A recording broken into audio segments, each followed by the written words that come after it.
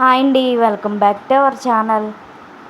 Morning 6కి లేచి మొహం కడిగేసుకుని ఇల్లు గుమ్మాలు తెచ్చుకొచ్చేసి ఇడ్లీలకు చట్నీ ప్రిపరేషన్ చేసుకుంటున్నానండి. పాలు ఎంచుకుని పాలు కాసుకుంటున్నాను. తర్వాత స్నానానికి నీళ్ళు పెట్టుకున్నానండి. ఇడ్లీ పిండి కలుపుకున్నాను, పక్కన పెట్టుకున్నాను. పాల మేగడ పక్కన పెట్టుకున్నాను ఇవన్నీ చేద్దామని. వారం రోజుల నుంచి దాస్తే అంత అయిందండి. మేగడ వెన్న చేద్దామని పక్కన పెట్టాను. మా బాబు అయితే లేచాడండి. పొద్దున్న మీ ఇద్దరం గుడ్ మార్నింగ్ అని అనుకుంటా అలవాటు.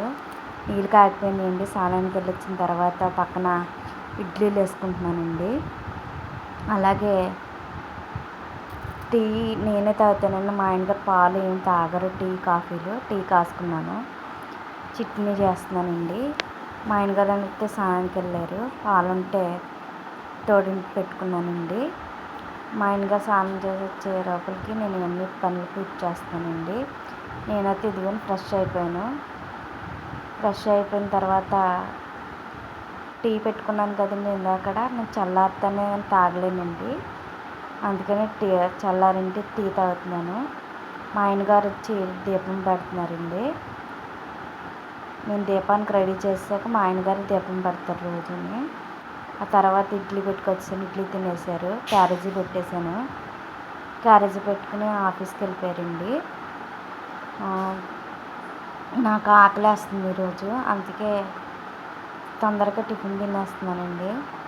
తినేసిన తర్వాత మా బాబుకి స్నానం చేయించి రెడీ చేస్తానండి. మా బాబు చూసారు అంత చక్కగా ఉన్నాడు. కొంచెం నిద్రమత్తులో ఉన్నాడండి.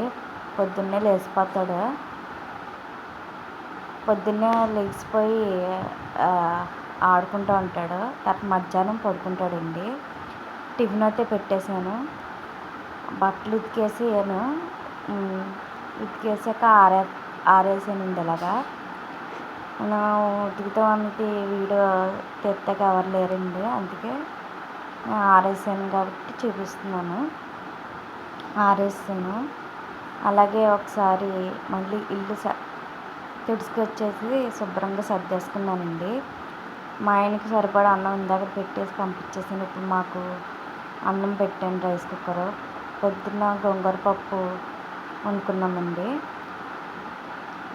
అలాగే మా బాబు ఆడుకుంటున్నాడు. Thank you for watching. Please subscribe.